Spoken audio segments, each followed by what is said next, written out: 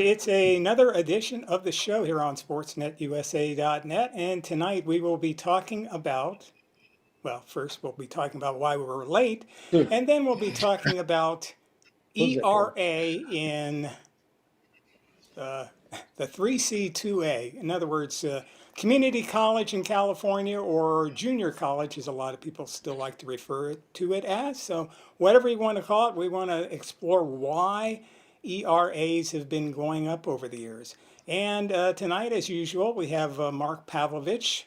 He is in the upper left-hand corner of your screen. In the upper right-hand corner is Corey Nalen, our two hosts. And our guest tonight is the longtime Fullerton College former head coach of Hornet baseball, Nick Fuscardo, who also was the head baseball coach at Troy High School way back in the day, too. So Nick's been around baseball for a long time, worked with people who have moved on to the minors and majors and scouts. So Nick knows the game backwards, forwards, inside, and out.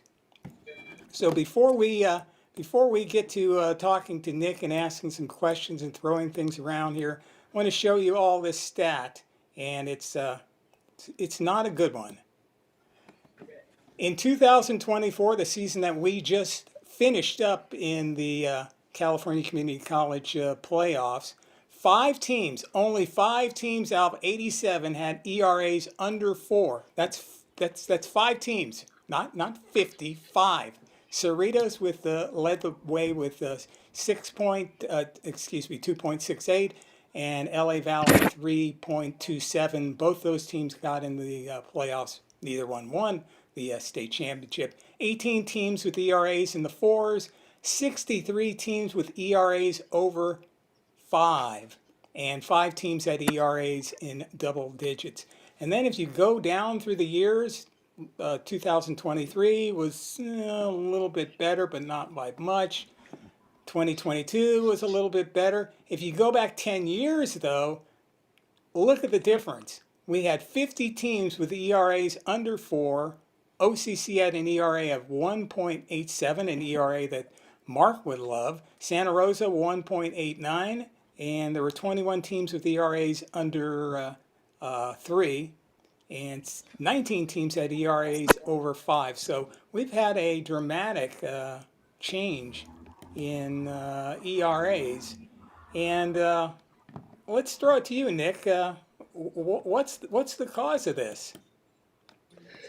Well, there's a lot of factors, of course, and just to let you guys all know that one of the things we always went out and look for is pitching.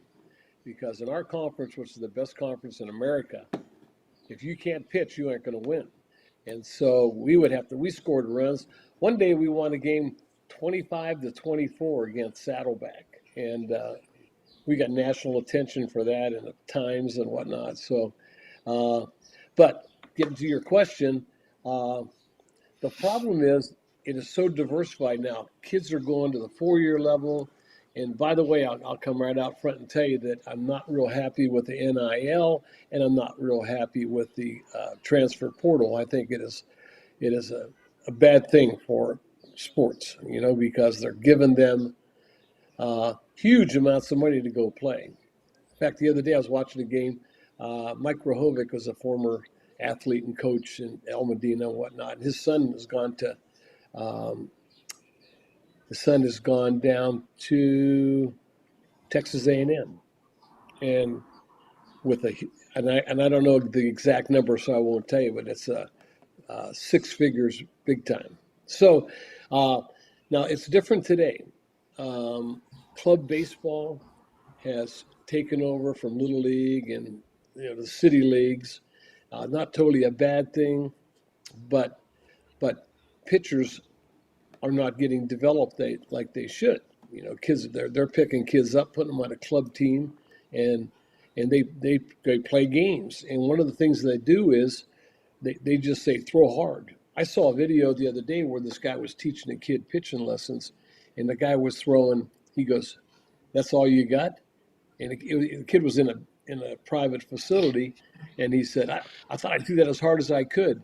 So if you think about it, the key thing with pitching is it's an unnatural movement because your arms hang from your shoulders.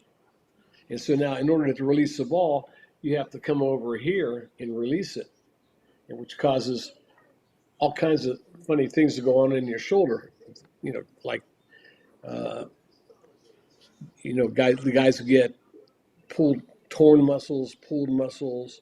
Uh, and the Dodgers are a great example of that with all their guys that are out. And so, yeah, it's a different thing. They're not teaching them the proper way to throw.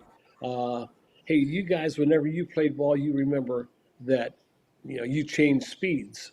You threw a fastball, you threw a hard fastball, and you took a little bit off. Today, they're throwing all hard fastballs besides the sliders and the change ups and split fingers, and now they have the sweeper. So yeah, it's a different time, and kids aren't like they were before, where they'd go out and play with their buddies and play the game. Today, they're being put into this environment where they think they have to throw 100 miles an hour. Nick, it's interesting you bring this up because Ed and I were doing a baseball game over at Cypress College, and there were three coaches from the NIA. So I sat down with them and talked pitching, and they basically said the art of pitching, which you've already talked about, is gone. That everybody wants to throw 100 miles an hour, and everybody goes to the pros now and says whatever the pros are doing, that's what I should do. Hey, what's the spin rate? Nick, let's go back in years when I used to watch people and when I used to throw in the old days, like Corey or Ed. I mean, we watched some of the people in the major leagues, like a Tom Seaver, that threw with his body, that got down low, that drove with his legs, instead of throwing as hard as he could with his arm, gripping the ball and trying to get the ball to have revolutions on it. And, I'm going to just playing baseball in general and the gentlemen that run these community college teams. Ed, you talked about the OEC. Only one team had an ERA up under 4 in the OEC this year, and that was Riverside.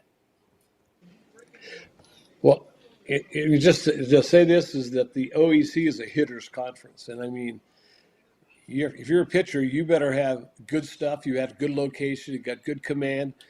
Otherwise, those hitters, gosh, I saw Golden West, I saw Cerritos, I saw Saddleback, I saw Cypress. All had good hitters, but Cypress had a nice club. They didn't win because they didn't pitch enough.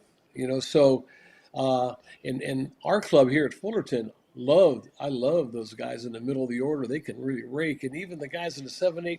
So guys are hitting more now, and are hitting because pitchers, have gone down in quality.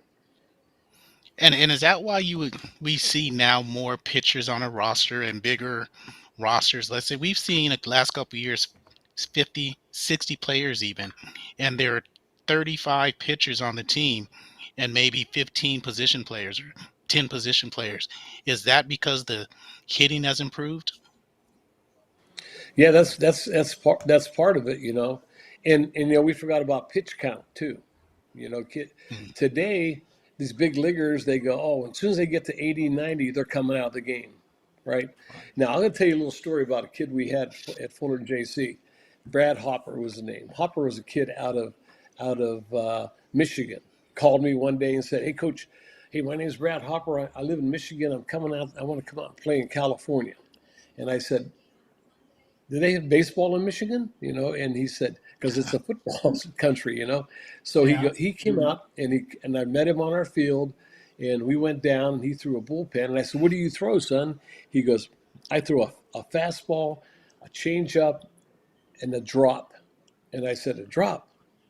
I said, "Ooh," because when I was a little kid growing up, we threw a drop. That was at 12 o'clock, 6 o'clock, spin, and that thing would boom, just fall right off the table. So, at any rate, so he started throwing. I said, "Let me see that drop."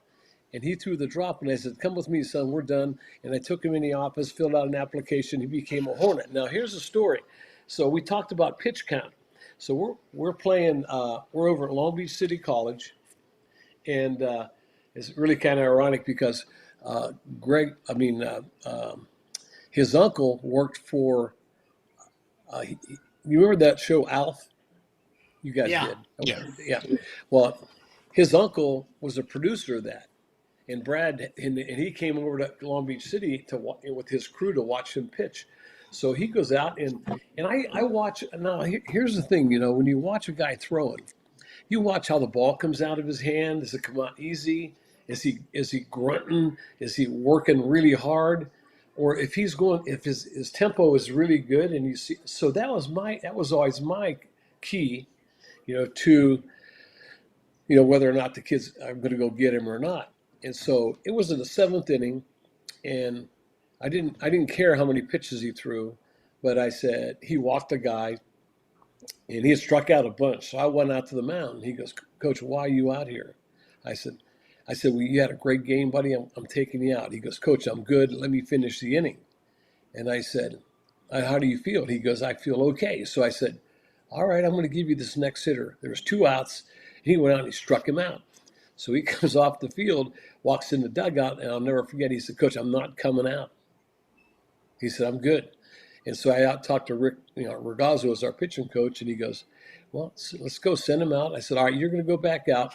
I'm going to watch you real close." Anyway, the kid ended up completing the game, and he tied. He set a strikeout record that Al Roboski held, Brad Hopper, Oh, and so now, years have gone by. He comes out and plays in my golf tournament. And he said, "Coach, you ruined my career that day." He said, "You should have taken me out." He said, "I threw too many pitches, rotator cuffs and all that kind of thing." So anyway, we have a good laugh about that. But yeah, so a lot of guys will go, "Hey, you're going to throw 60 pitches out."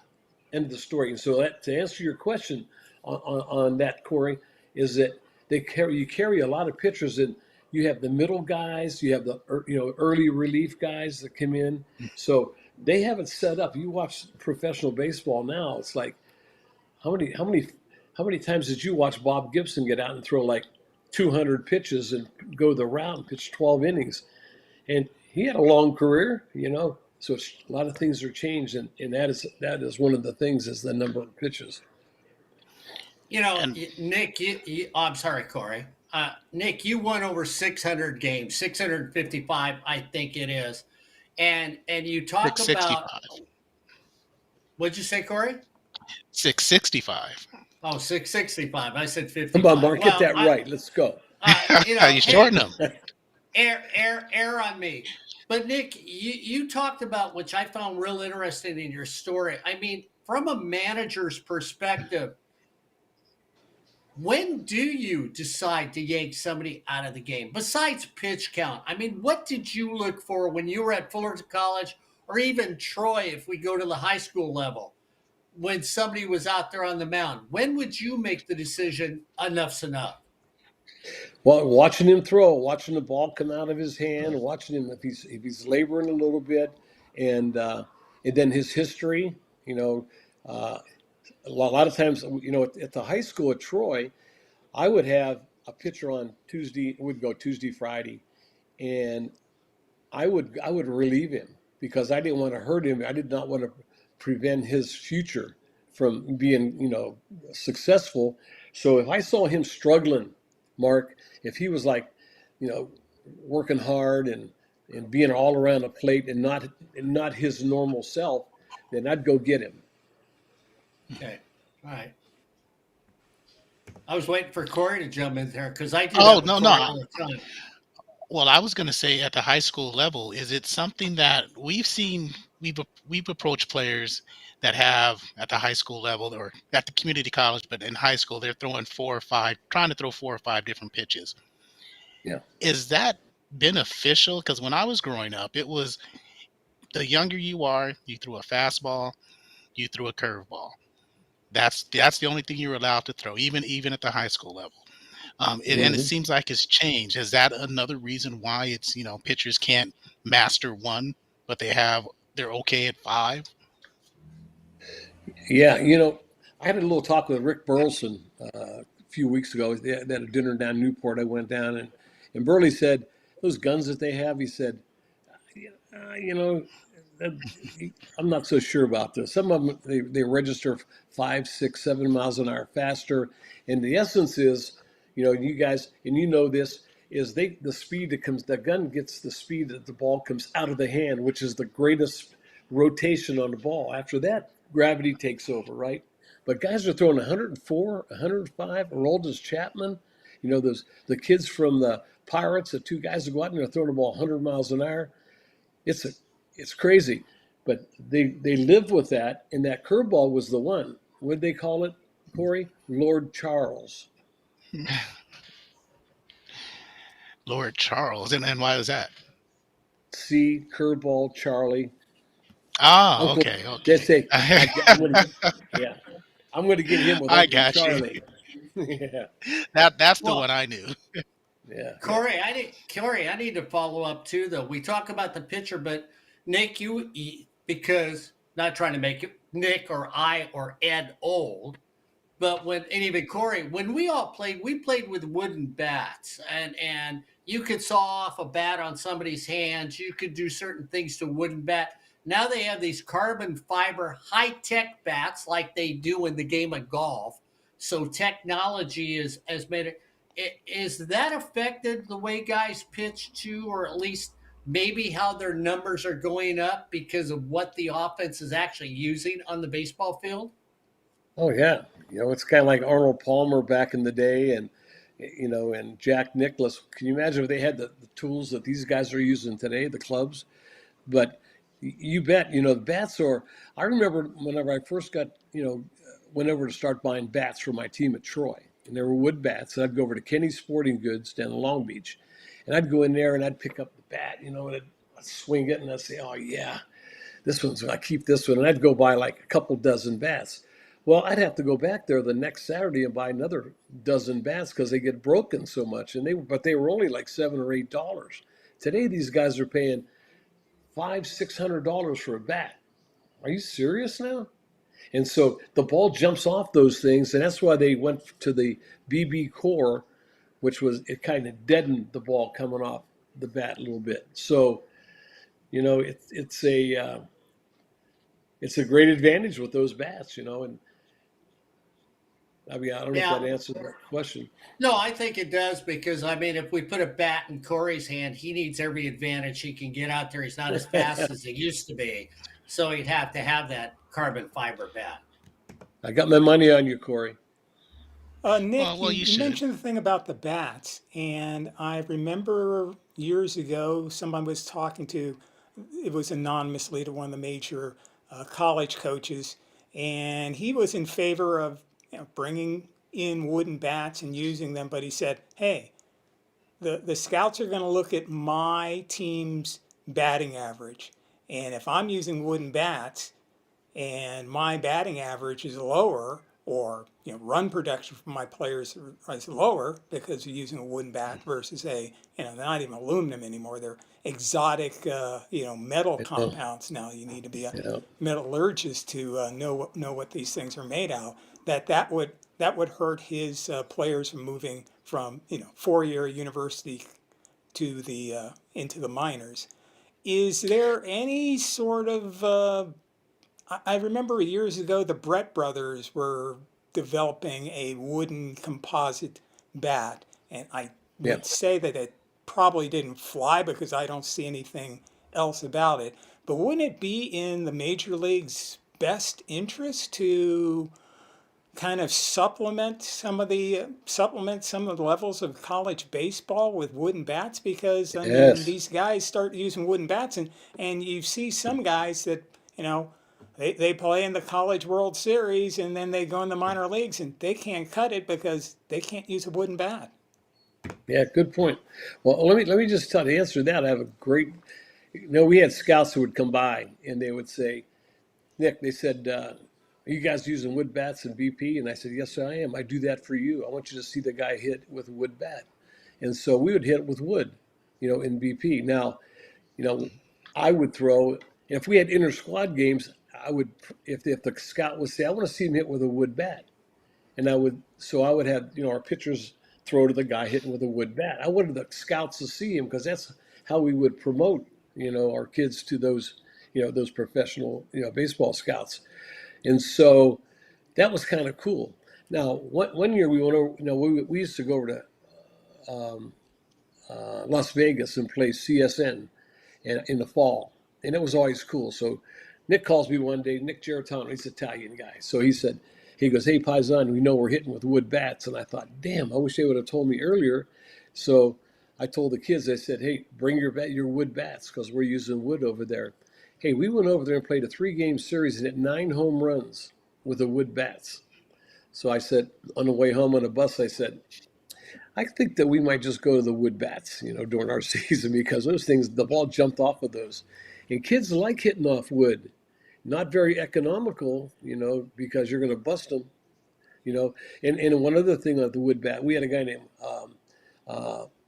Willie, what the heck was Willie? And we played a fall game, a summer game. And he said, hey, let me use your bat.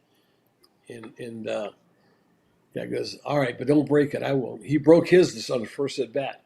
He goes up to the next at bat, and he broke this kid's bat. And he goes, I'll buy a new one for you. He came up the third time. I swear, you guys, I couldn't make this up. He said, hey, I need to use your bat. And this guy goes, oh, you're not using my bat. You're going to break it. He said, I'll buy you a new one. He broke 3 bats that day. And yeah, because whenever you have the bat, what does it do? You guys all know, pitchers go, I'm going hard in. I want to get in on his knuckles, and shatter that thing. So, yeah, there's an art to pitching with wood bats and with the metal bats. And was that Willie Speakman? I was just looking up the roster real quick. He has a second career in doubles. Willie does. Yeah. And you keep breaking those bats and keep doing it if he's in the record books. Sorry, Mark, go ahead. No, that's okay, Corey. I was going to let you finish, then I'll jump in there. Go ahead. And moreover, back to the pitching, we've seen, and Ed and Mark and I have had this conversation about. You've talked about the travel leagues in the beginning and the club teams. Would it be more beneficial for players to play those multiple sports like we used to back in the day? 100%. 100%. Okay, and to add to that, even though these players are bigger, stronger, faster, so they say nowadays, are they better players? They're so physical right now. We talk about that in the press box when I go, look at the size of those guys. We had a few guys that were big, strong guys. Geez, Fullerton ran, I think, about 10 or 12. They were huge, and I said, look how big these skis are getting. So, they're getting better, better strength programs. Their nutrition is better, but they're bigger now. And that means that they're going to put a hurt on the ball, So, yeah, it's but would you consider them smarter, or is that baseball IQ still there, though? They rely on their strength. I mean, I can go back and I could sit here and tell you about some of the kids I had that were like absolutely unbelievable hitters, and Johnny Christensen. I mean, he was Jimmy Christian. He was unbelievable. They were brothers. They had a great gene for hitting. Willie Speakman, Tommy Wilson, those guys. It didn't matter who was pitching or what bat they were using. They would, they could hit. So it was. But as far as being, and they've watched too much TV, and if I may interject something here, and you guys, how I am. I'm pretty much a traditionalist, and for these little kids to emulate the big leaguers, where they stand at home plate and they do this right here and they go like this right here.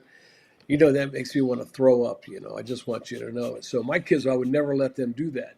Hit your home run, and then respect the game, get around the bags. And, we never even went to home plate. They came in a dugout and we high-fived it in the dugout, So I said, you respect the game. And then, and that was my deal. And I think that was good for our program. Now today, I'll just tell you this one too. We went to Cooperstown last year and we played a team from here. I think it was from Downey or something, and they were good. And they watch a lot of TV, and they got a lot of things they got off of the hitters, and all the acts they put on, and that one. So this kid gets up, and I'm going to tell you what, he hit a missile over the right center field wall for a home run. and I think it was that 3-run jack, early in the game. And so he stood at home plate, and he put his hands across his chest like this, like that Azarina does, and then he went around the bags. And when he came to the home plate, he turned at our fans and went like that. And I said, ticked me off. So after the game was then now I'm proud of this. My little grandson, Nico, he's not little. He came up and he hit a bolt over the right center field wall to give us the lead. And he dropped the bat. I got it on video. I could send it to you.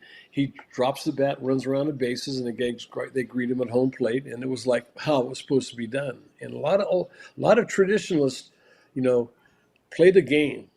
Don't make up stuff. And always you walk away with respect. Nick, you brought up the fact that you took your team to Cooperstown, and because Ed's sitting there, Corey's above. We do a lot of softball. Ed has put together sportsnetusa.net tournament for softball, and we've looked for teams from out of state, Northern California. Should community college baseball start playing interstate and north and south instead of, you talk about the OEC, that they are the best conference in the United States? Shouldn't it be where now, I know there's cost involved, but shouldn't there be more travel where there's interaction between north, south, Nevada, Utah, and let's talk about any state that's close enough by that can travel? So when we talk about baseball programs, we get a better perspective. And plus, doesn't it allow me to see what somebody does in Texas compared to what somebody does in California? Should they do that? Which Ed's a big proponent of.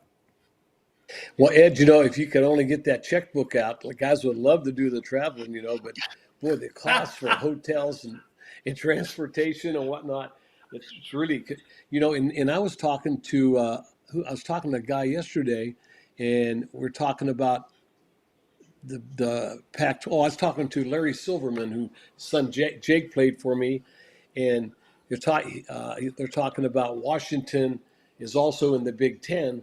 He thinks they're going to do that for 2 years. He said, because what they're going to have to do, now get this. So they're going to have to get on a road and travel like on a Tuesday or a Wednesday, and then they will fly back to, say, Columbus. And they will have a workout day on that Thursday. And then Friday, Saturday, Sunday, they play their 3-game series, and they're going to have to stay back there for the next week because to travel home, that would be unbelievably hard on the kids. And so they have to get hotels. So now you're talking Monday, Tuesday, Wednesday. You get maybe where are you going to work out? The other team is using their field, and so it throws a turmoil in the entire process. And then you play Friday, Saturday, Sunday, and then you come back to California. So I don't know how that's going to work. So the traveling is really tough, especially like on the 4-year level. They give them computers, as you know. And they're taught online classes, but that'd be tough. And I don't know if that would pass in California. I tried to get Southern Nevada. I said, why don't you guys come over and get into the Orange Empire State, play with the big boys, because they loved us coming over there because we were pretty good, and we would run and we'd hit and run and bunt. And they loved playing us, and they said, man, I love playing. You guys play baseball. But over there, they got the wind blowing out, and those guys are, everybody's trying to hit home runs. And so they loved playing us. And he tried to make a trip over, but they wouldn't give him any money either. So that's a big factor is monetarily. An interesting thing about the College of Southern Nevada, they play Snow and Utah, some Salt Lake City College, and now they're going to be playing. Well, now their conference is expanded. They're dropping out of that conference. They're going to be playing against the Arizona teams in the Arizona Community College Athletic Association, but only the D1 teams. If you really look at the travel, and I've plotted this out, it would be cheaper, it would be cheaper because it's short. They could travel shorter distances if they joined the Inland Empire Athletic Conference. Really? And the three, Really? yes, the distances are shorter than them traveling to down to Yuma. That's not that bad, but central Arizona is pretty far away. When they have to travel to eastern Arizona Community College, that's on the eastern side of the state of Arizona, and then Pima College is in Tucson. So those are really long drives. Now, I actually went through and looked at all the distances, and it would be shorter trips for them to have joined the Inland Empire Athletic Conference and play with San Bernardino and Chaffee and whoever else is out there. Yeah, I got you. Yeah, for miles away. But I know Nick, and Inland Empire's not. That's not the conference that they want to play in. They'd rather play in Orange Empire, which is not that much farther away, but because everything is pretty much close. But we'd love to have them come over, but that never happened. So Well, is part of the problem? I don't know the way baseball uses RPI or whatever rating. I know in softball it's prohibitive because of this.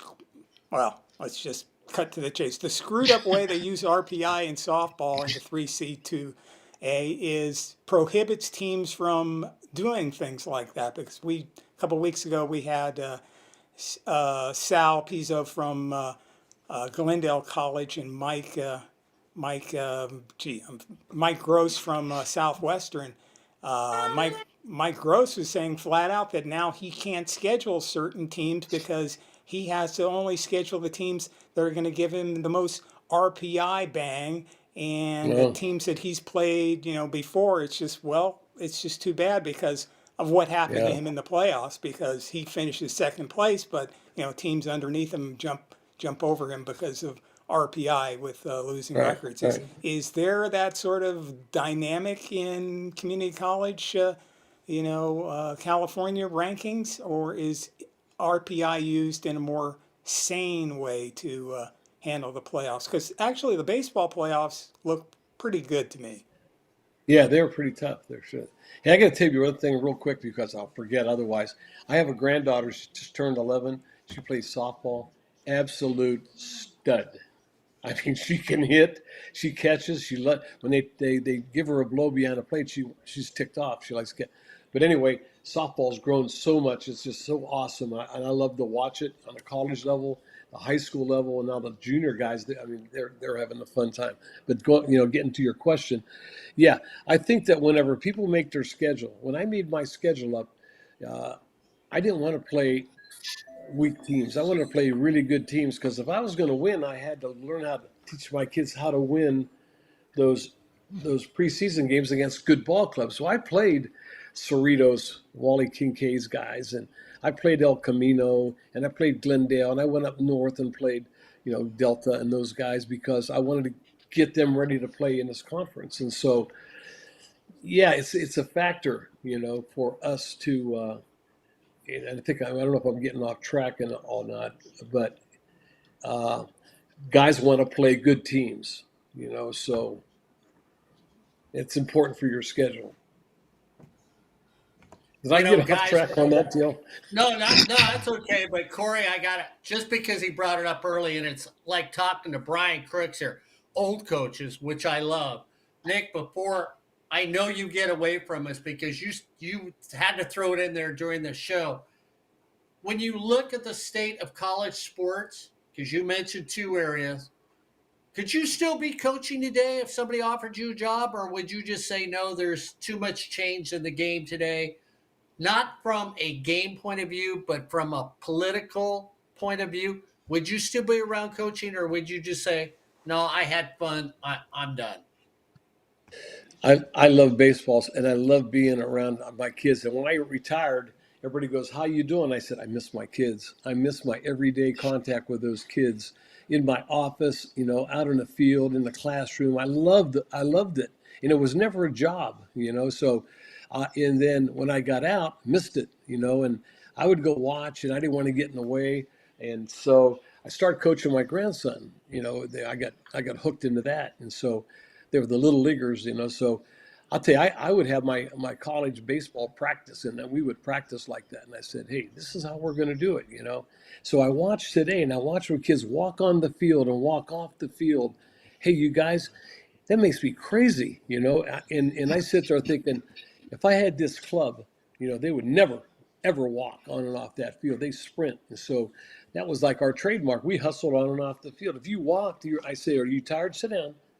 You know. So the way the game is played, and it's like, and we go to those club things, Mark, and it's like, mom and dad are paying, I don't know, $400 a month for their kid to play on the club, and they Yeah. practice a couple times a week, and they play a couple times a week, and that's a lot of money. And so I think they get affected by that. Whereas when I coached at high school, my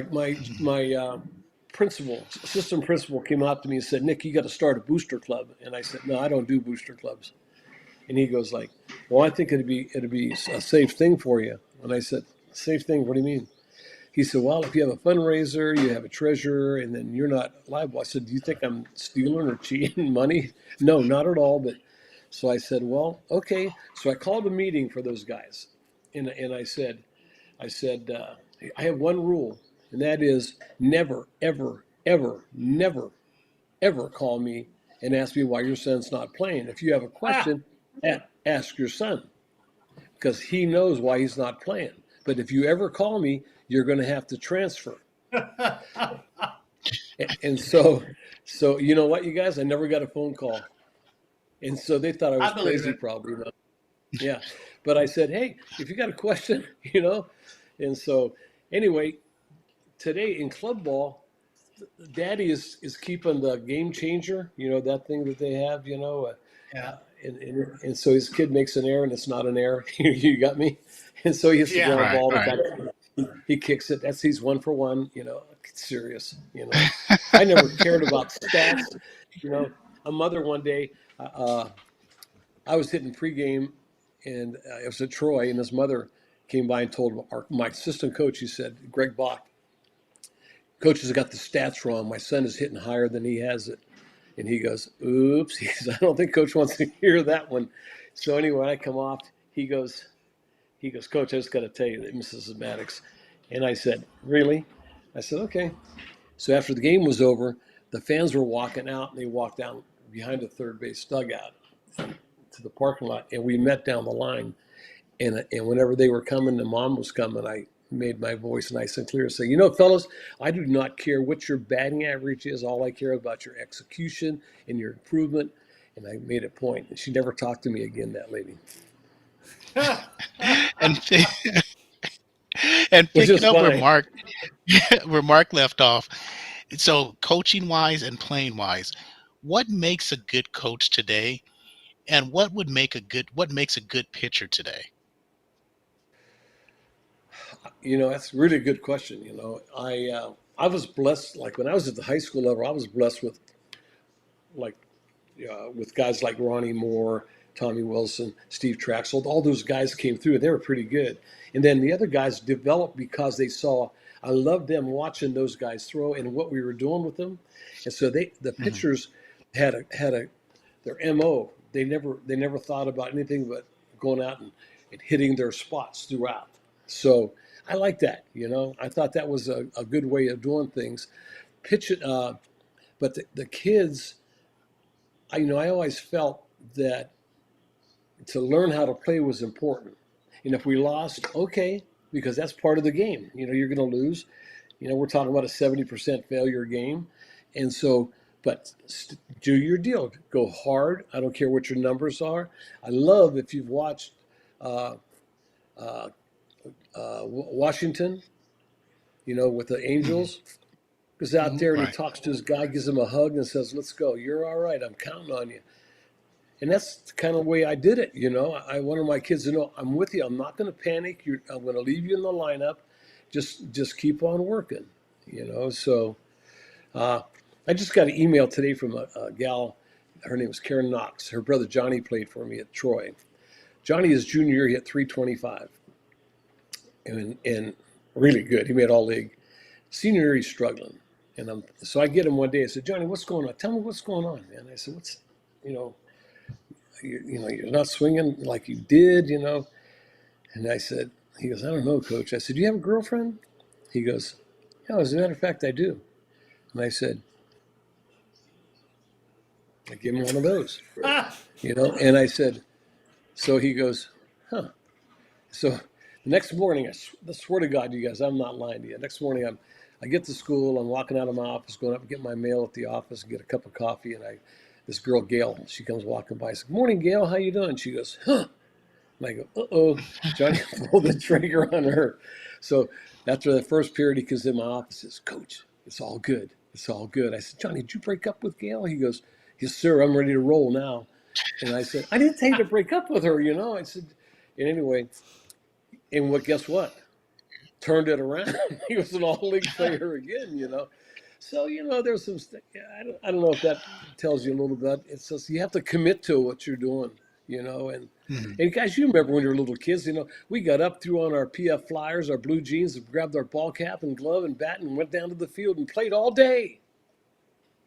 Corey, Nick was the Yeah. guy that was next to you and I the other day. So that's it. Because Corey brings this up all the time, Nick, that we used to play baseball all the time. We were out there, we'd play baseball, basketball, football, you name it. We were gone all day long. And we've talked about the development for the game. One of my biggest complaints right now in baseball, Nick, is I don't think the guys play. When Corey was talking to you about fundamentals and earlier, I don't look at the players as being fundamentally sound as I've seen in the past. I see too many guys side saddle the ball. I see too many guys not even being able to throw to first base. I watched a college game the other night. Second base person, I think it was in the Connecticut game, couldn't throw to first base. There's no way in heck I would have been allowed on the field if I couldn't throw to first base from second. Uh, No, but that's because we went out and did like Corey talked about. Hey, there's nobody at the playground today. Corey, you can back it up. You were gone at 6 o'clock in the morning and got home at 7 o'clock at night playing baseball. Oh yeah, it was regimented. You played baseball well, actually, you ran around in the morning. You played baseball in the more towards the evening because over the line in the afternoon you played basketball, and then you got something to eat right before you played baseball to relax. I mean, it's something that we don't see. Speaking personally, we don't see that the athletes today really understand the concept of play, of situational analysis. Do you see that too? yes, yes. I mean, it's so funny, guys. I grew up back in the Pittsburgh area, and I still have a lot of my friends are still alive, and we talk about those mornings when there was a Scott Lumber Company, which was like above our field, and we'd go over there and get boxes of sawdust, and we'd make lines first and third base, batter's box, and mound. That was our field, and we end up building a little backstop. I think we stole some wood or whatever, and so we did that every day, and the beautiful thing is, now I think this goes along with what you're talking about too, Corey, is like I had a friend named Ray Prannell. Ray Prannell was all conference in football, basketball, and baseball at West Liberty College, where I went. All conference in each one of those sports. He was a fabulous athlete. So what I did was I emulated what he did. I wanted to be like him. I wanted to be like Nat Hardy, and I watched and I paid attention. I watched them how they attack balls and defense, how they hit. I even pretended like I ran like they ran. So it was, that was a blessing for. I love that thing, and that's what kids got to do today. I don't think they. I asked. Let me tell you. I asked my son and his friends. I go, "Did you guys watch a game last night?" They go, "Yeah, Dodgers won." No, did you watch the game? Yeah, the Dodgers won the game. I said, look, you have to watch the game. Watch Mookie, watch Freddie. Mhm. Freddie hits the ball the other way. And if you listen, he works on that, you guys, you know. And so, yeah. So I had that little league team, and there's one little kid, he was a twin. And I said, hey, Carter, I said, come here, son. I said, we're down. You can run a little bit. I said, how about you button the ball down the third base line and get on with a base hit, and let's get this thing going. Oh, no. I'll hit this kid. And I go, oh, okay. He went up, struck out. He led our club with strikeouts, by the way. And so as he walked back to the dugout, in my own inimitable way, I walked over and said, so, Carter, how'd that thing work out for us? And he just put his head down and went and sat down. crying out Hey, loud. Corey, I'm going to have Nick back me up on this. Nick, you're from Pittsburgh.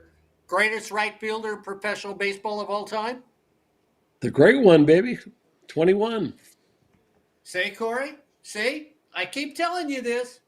Hey, The When have I reversal too ever greatest right many. fielder. when have I ever disputed that?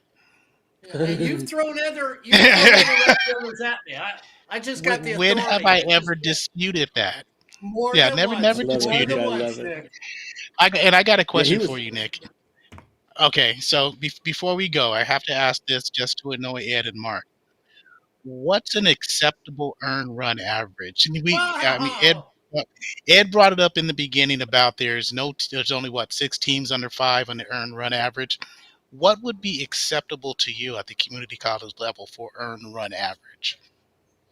On the community college level, I love to have my guy under 4. Okay, If he was at okay, 3.5, he's an all conference. Listen, we had a guy named Willie Barber. You remember that name? mhm, Willie Yeah. Barber was a pitcher for us. Willie was his record was 3-7, and I went to the conference meeting. His ERA was 2 point something. And I went to the conference meeting and I put him up for all conference. And Wally Kincaid, one of the greatest coaches in the history of baseball, he says, guy, he was the coordinator for that meeting because he had retired. He said, I don't know if I'm allowed to say anything, but how are you going to put a guy on your all conference team who is 3-6 or 3-7? And I said, Wally, all due respect, here I am talking to the guru. And I said, all due respect, Wally, but you're right. You have nothing to say about this. I said, if this kid, if we could hit, because we could have batting practice in your living room and not break anything that year. And he pitched his rear end off, and he was like, I think like 3 point, I think it was a 3.1 ERA. And everybody, mhm, we would let him get away.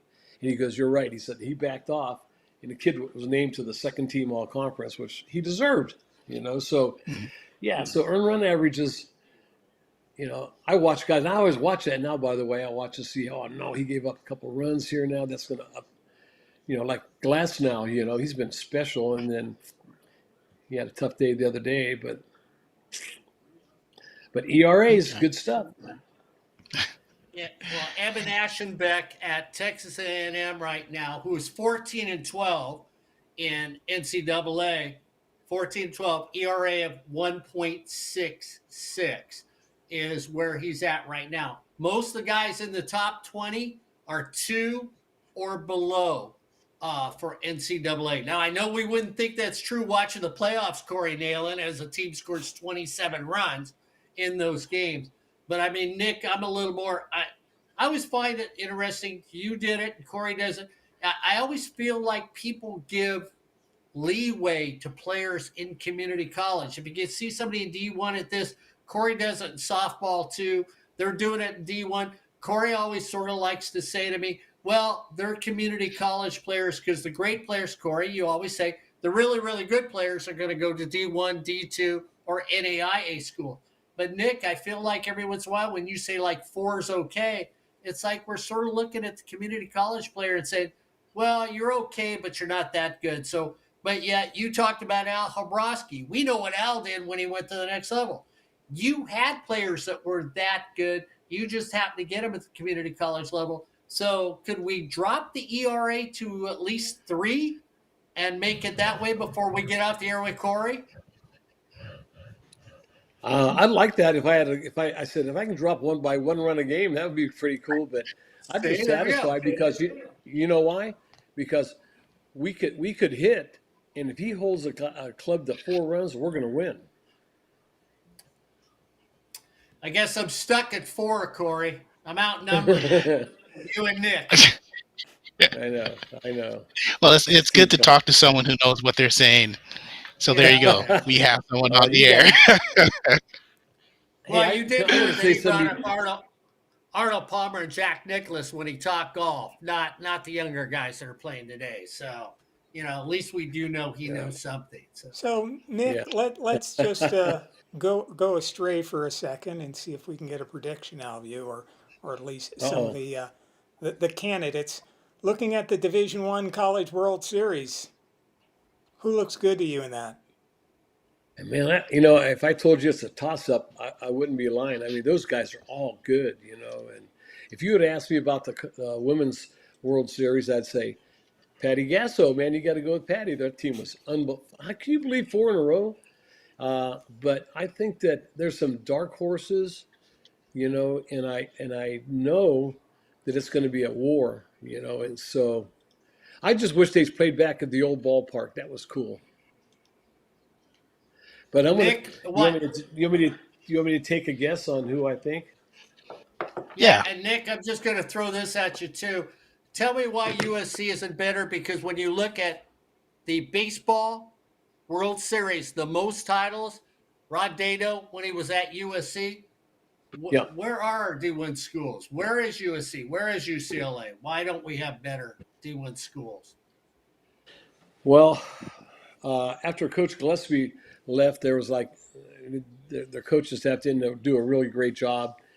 They brought in Andy Stankiewicz now, who's really a class man, and he'll bring that program back. Big John over at UCLA, he had. How about this? When I told you I did not like the transfer portal, he had 3 guys that had surgery, and UCLA rehabbed them and got them ready to go, and LSU came in and stole them.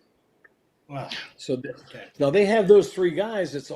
We're talking about 3 good arms. They got a chance. Okay.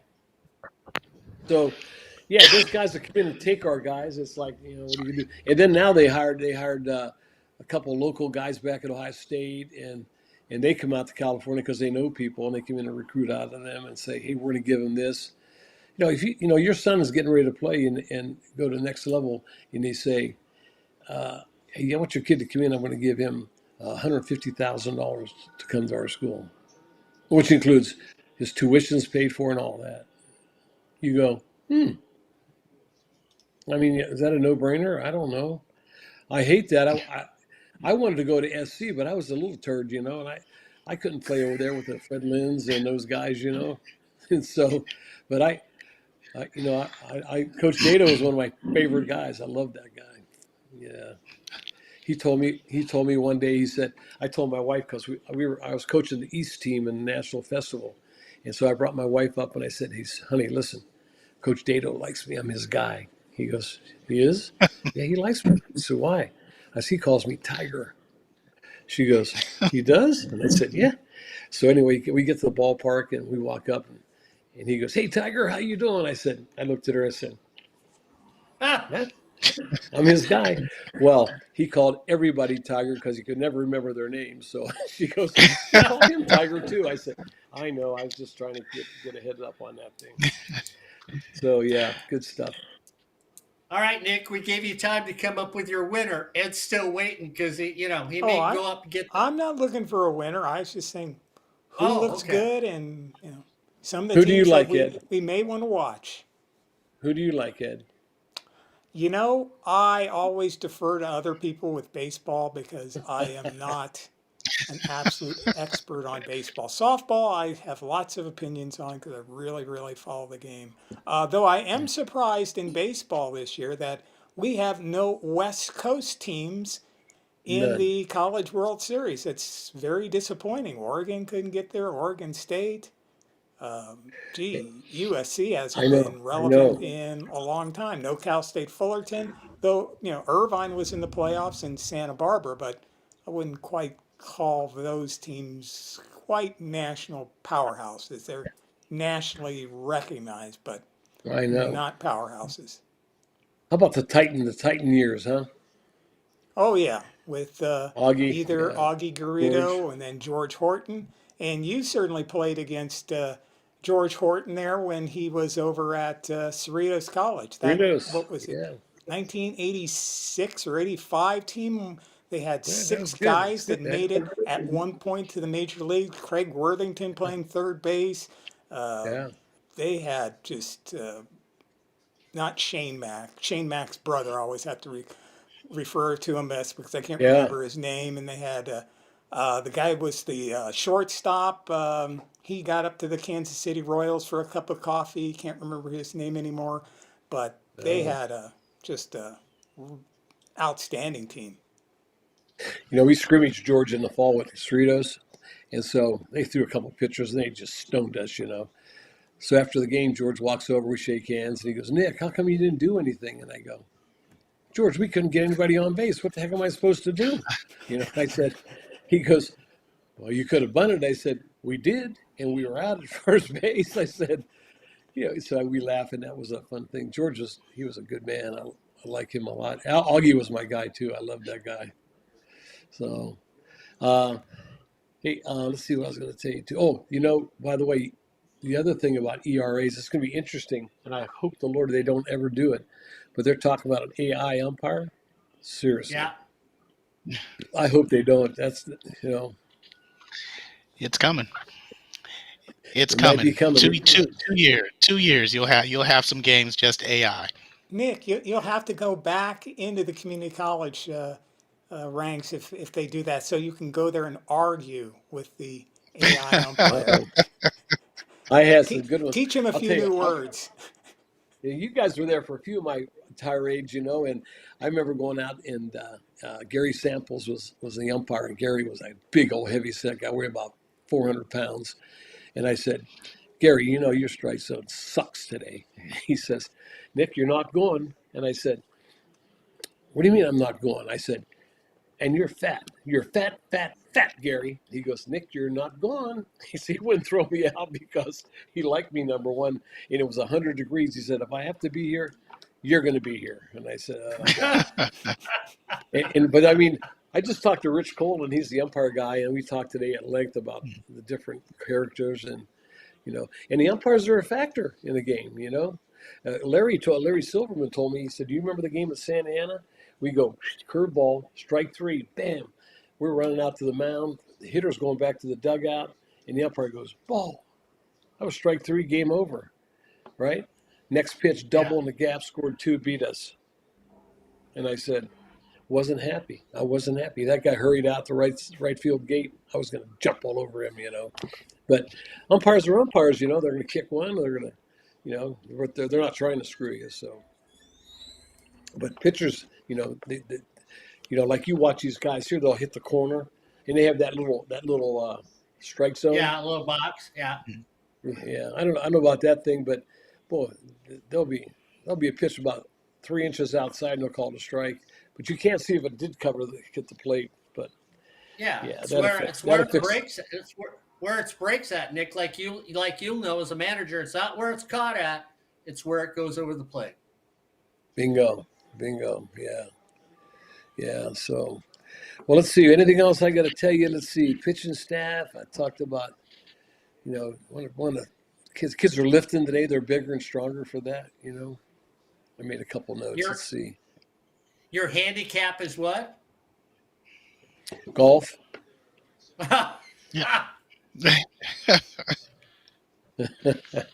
I have been. I can't hit. I can't hit it as far. Listening, guys. I got to give you.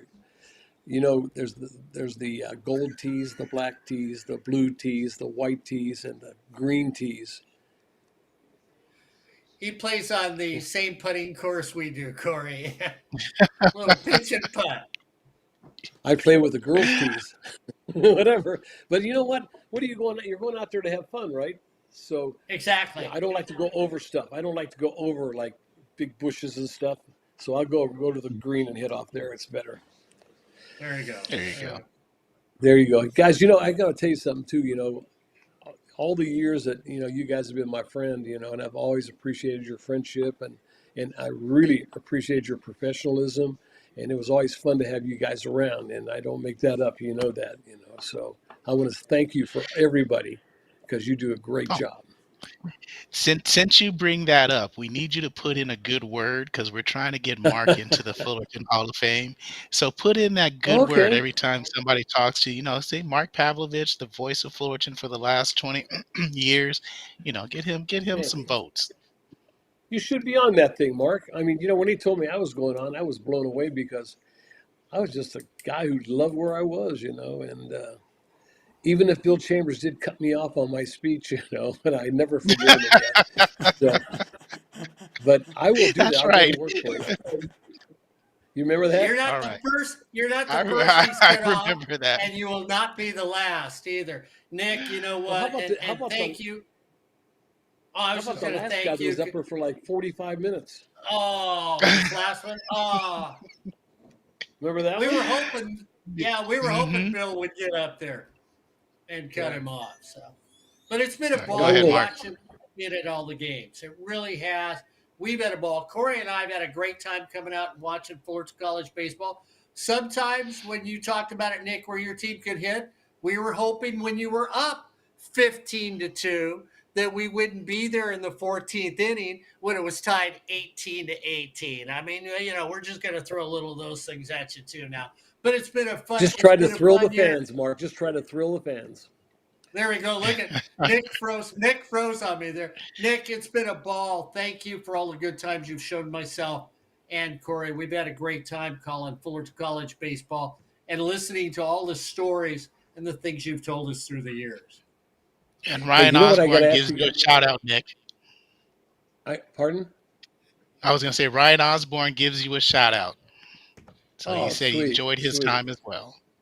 I love that's a good kid too. I got to get some tips from you because I got an email today and they said, Nick, you ought to do a podcast. And I go, I don't know. I was worried about working this thing today.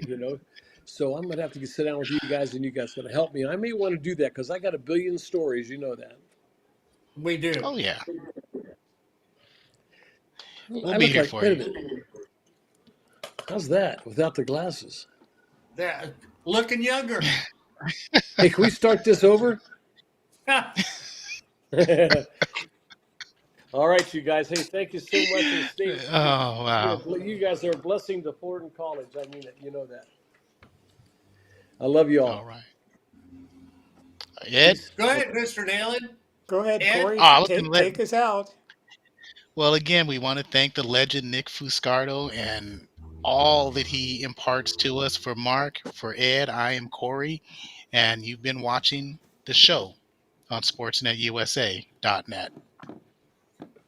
Thank you, guys. Love you all.